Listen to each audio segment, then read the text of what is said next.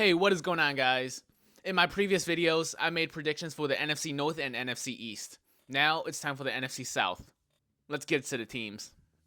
Atlanta Falcons. This offseason, the Falcons added Leonard Floyd to their team. He's pretty good and should help the pass rush. I think this defense will be sneaky good. No one really thinks that the Falcons offense is really good or elite, and I don't think they're going to be elite, but they should be pretty solid, maybe around the 10th best defense in the league. Last year, they signed Jesse Bates, and that was a really good pickup. He's a really good safety, and he played really well last year as well. A.J. Terrell has slightly regressed from his elite cornerback status a couple years ago, but he's still pretty good. Like I mentioned, Leonard Floyd's pretty good. He'll help the pass rush. And then they also drafted James Pierce Jr., who I think was pretty underrated. I thought he was going to get drafted much higher than he did. They also drafted Jalen Walker out of Georgia. I feel like drafting defensive players out of Georgia is always a good pick. I feel this offense really relies on if Michael Genitalia Jr. is going to be good or not. Coming out of college, I thought he was going to be really good. To be fair, I watched him throw for 397 and 4 touchdowns, and then next year 473 and 4 touchdowns in games against Michigan State, which is my alma mater. Will he be as good in the NFL as he was in college? That is yet to be seen. He had an okay last few games to end the season last year after they benched Kirk Cousins, but nothing really wowed me. Bijan obviously is a really good running back. He'll be really good this year. Drake London's a pretty good wide receiver as well. However, I don't know if I'd trust the wide receiver too. Is it going to be like Darnell Mooney? Like, he's okay, but I don't think he's that good. And then we get to Kyle Pitts.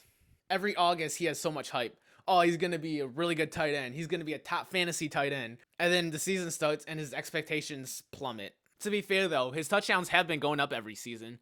We should expect a whopping 5 touchdowns from him this year. Overall, I like this team. I think it's pretty solid. However, I don't know if they're going to be good enough to win the division.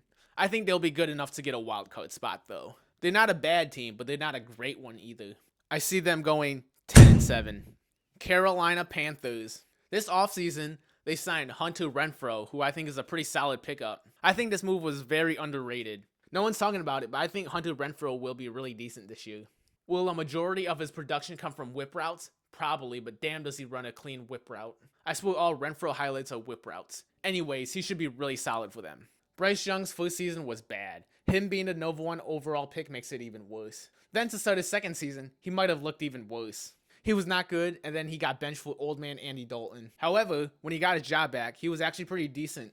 Nothing that screams, this is why we picked him round 1, pick 1. More like, he could be a solid starter in this league. I like Bryce Young. I want to see him do well. I think he'll keep improving, and this will be his best season yet. To be fair to Bryce, the last couple years, the Panthers have not had much talent on this team. This year, they drafted Tedero McMillan, a huge wide receiver out of Arizona, and they signed Hunter Renfrow. I think Bryce has some decent weapons now. Old man Adam Thielen does not have to be wide receiver 1. Bryce Young hasn't been great his first couple of years, but his wide receivers had not been helping him. Jonathan Mingo literally caught this ball in bounds and jumped out of bounds. What is he doing? The offensive line is still not very good, but they do have wide receivers now. Bryce Young should look a lot better this year.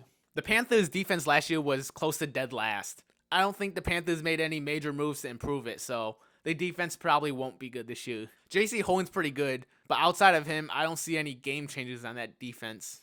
They will have to rely on the offense to score a lot of points to win the games. I don't see this defense locking anyone down. I feel this is a make or break year for Bryce. If he does not look good this year, he might be out the door. However, I believe in Bryce. I think he'll be much better this year. This team still isn't a team that can make the playoffs, but I think they will be improved. At the very least, I think they'll be hunting for a wild card spot in week 16 and 17, which will be a big improvement for them. I see them going 8-9. Tampa Bay Buccaneers. The Buccaneers did not really make any moves this offseason. They pretty much just kept all their talent and said, let's run it back. In the draft, they picked up Emeka Egbuka, wide receiver out of Ohio State. I think Emeka is going to be really good. Chris Godwin's going to be out to start the season, and I don't know how long he's going to be out for. Emeka should be the wide receiver too for this team. He'll have an opportunity to get a lot of targets. This offense is pretty good. Led by Baker Mayfield, who some people, including me, thought was going to be out of the league soon a couple years ago. I'm glad to see Baker turn his career around.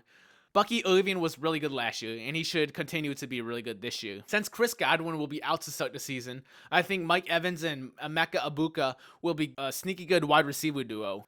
Their defense last year was really good against the run. To be fair, it makes sense as it's really difficult to run against big body Vita Vea. I felt there wasn't any significant changes made to their defense, so I don't think the results will be much different this year. a great run-stopping defense that will occasionally get torched. This offseason, the Buccaneers pretty much just said, let's run it back. And I think they will just run it back. They're going to be in the same position as they were last year. 10-7, win the division, and then lose in the wild card. New Orleans Saints. This offseason, the Saints lost Derek Carr to retirement. However, I feel most Saints fans are pretty happy about that. While Derek Carr was very underwhelming for them, I feel the hate was very overblown. The team itself was not good. Derek Carr was not the sole issue of why the Saints were bad. In the draft, the Saints drafted Tyler Shuck out of Louisville. I have no idea what they were doing with that pick.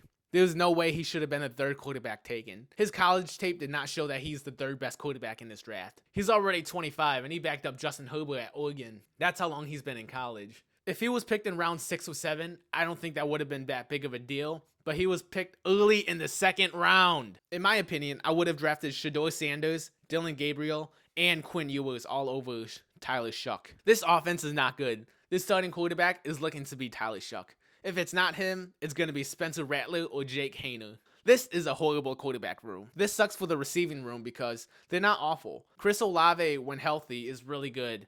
Rashid Shaheed is an elite deep threat, and Juwan Johnson's a pretty solid tight end. Unfortunately, they're going to have to deal with really bad quarterback play. There's no world where I see any of the 3 quarterbacks actually playing well. I don't think this defense is going to be good either. They have some big names on defense, but I feel most of them are washed. Cam Jordan, old.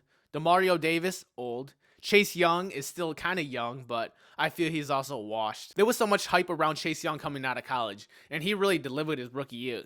He was really good. Then he tore his ACL in his second year, and after the injury, he hasn't been the same. I don't think this defense will be good this year. On paper, this team lacks talent and might be the worst team in the league. However, every time I think a team's going to be the worst team in the league, there's always a surprise team to be even worse than them. They have a mostly easy schedule, and the division is not the toughest. I could see them splitting their games against the Falcons, Panthers, or Bucks. I think the Saints squeak out 5 wins, and they're not the worst team in the league. 5-12. Okay, so here's my final predictions for the NFC South. The Buccaneers win the division at 10-7. The Falcons come in at 10-7 as well, but they lose the tiebreaker and come in second. The Panthers come in third at 8-9, and the Saints come in last at 5-12. Thanks for making it to the end of the video. Make sure to leave a like if you enjoyed. The NFC West will be coming real soon. Be on the lookout for that. Alright guys, peace.